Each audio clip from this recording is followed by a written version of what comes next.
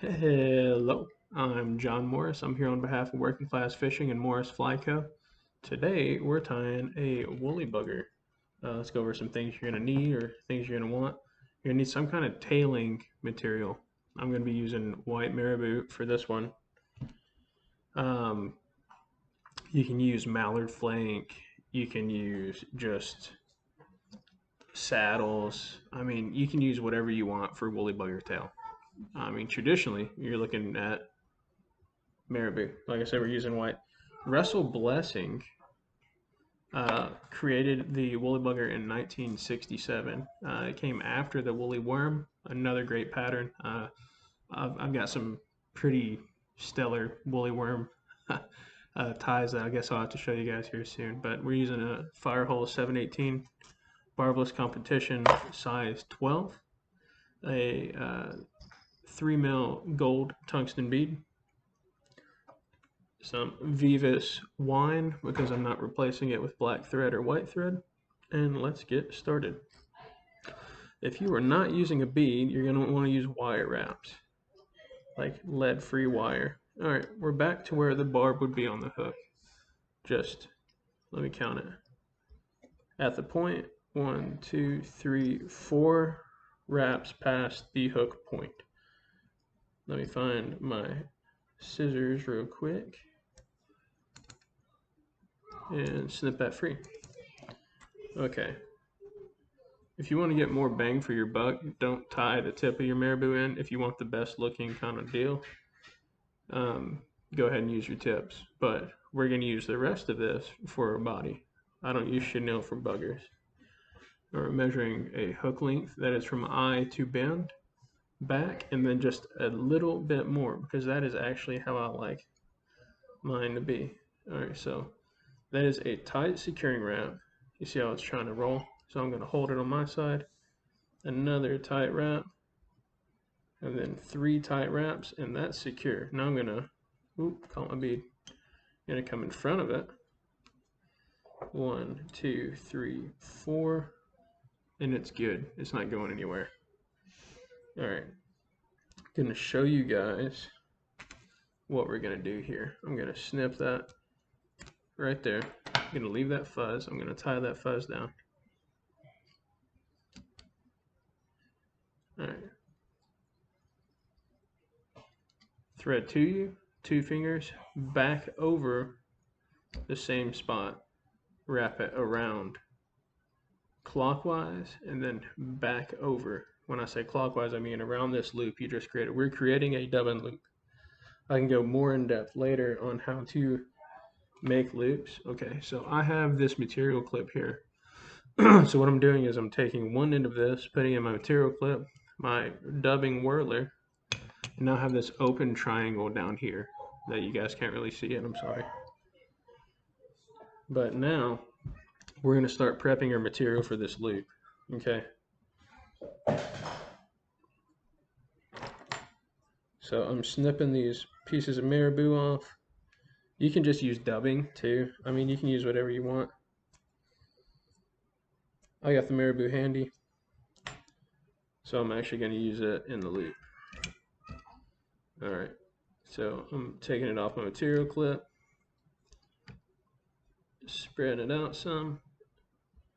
I'm going to pull towards me. This is what my loop looks like right now. Okay, whoop, dropped it.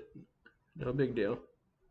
You can always go back until you whip finish. And then there's really no going back. All right, so let me pull it. That's how my loop looks, right? So I'm here in the middle of my material. I'm pulling towards me, putting my finger under the thread, and then I'm going to spin clockwise. And it's going to start making this loop. Give it a few spins, pull back, drop your finger, let it spin. A few spins, pull back, drop your finger, let it spin. And that's what our loop is now. So now I'm bringing my thread up behind my bead. I'm not pulling my bobbin rest out because last time that was comical. And I'm just palmering all this up, dude. You don't need anything crazy. for the body. All right, that looks about right. Trap it behind the bead. 1, 2, 3. Snip the end off this loop. I'm gonna comb out any fibers now with my fingers that may have came out.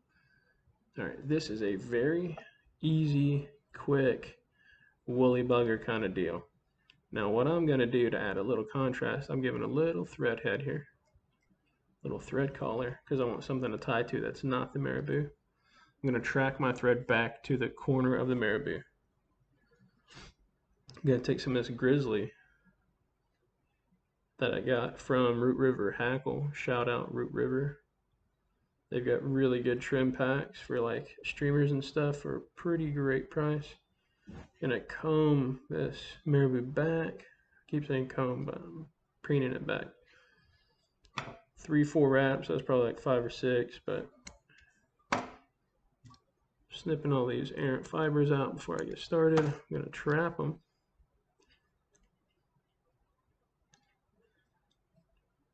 All right. I know that's not going anywhere now. So now you have a few more options, because you can leave this thread collar here if you want to, or not. I mean, it's completely up to you. But typically, I would say take some of this marabou you didn't use, just pull it off the stem, trim the curlies, excuse me, off the end, and take some dubbing wax that I don't have. So I'm just gonna lick my fingers here. What I'm doing is I'm creating this dubbing here to cover up that thread. Nice and tight, nice and tight. All right, now I'm back up. I'm gonna give it a few more turns. That's where my collar is gonna be. So now I'm gonna take this grizzly that was tied in underneath, preen these back. This is not your traditional bugger. Okay.